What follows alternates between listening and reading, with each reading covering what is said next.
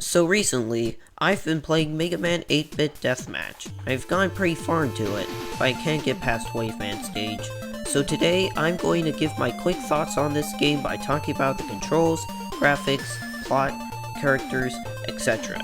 So let's start with the plot. The plot is that the real Mr. X organizes the second official Robot Master tournament 1 year after Mega Man 6.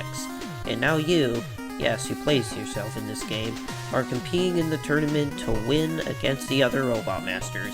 However, as the plot unfolds, the characters suspect that this isn't just a tournament but a scheme by Dr. Wily, so then basically crazy stuff happens. I'm actually a pretty big fan of this plot. It explains a whole unique tournament style that carries throughout the entire rest of the game.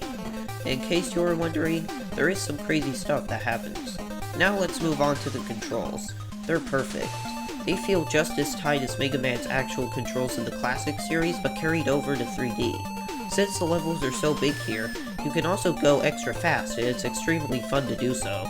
The underwater controls are also just like the Mega Man AES games, where your controls are unchanged, except for the fact that you can jump high. That's about it for the controls. Now let's move on to the weapons. Once again, this is something that this game does amazingly. Using the weapons on your other opponents and seeing how much damage you bring upon them with Wrath is very satisfying. There's also unique death animations for each weapon, like how if the opponent is killed using any ice weapons, they freeze to death, which is a pretty nice detail. Along with the regular weapons, there are also companions like Rush Coil and E-Tanks, which are nice as well, and definitely helpful during some tough matches. Now let's talk about some of the characters.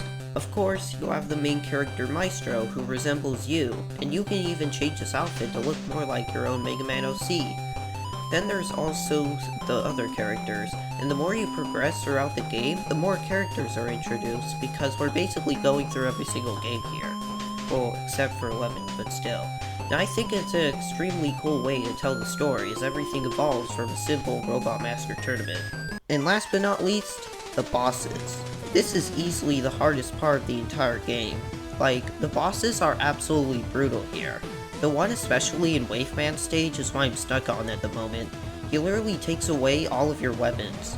Every boss was a major roadblock and took me a bunch of attempts to beat, including the Yellow Devil, Guts Tank, Doc Robots, and Med Daddy. Now, I'll admit that the bosses are extremely fun and well made in this game, but they're just kinda difficult. And by kinda difficult, they absolutely kicked me and made me fall to the ground while crying in misery. And that's about it. I could talk about the online mode, but for some reason I can't get it to work in this game, which is a bit strange, so I'm gonna end it here.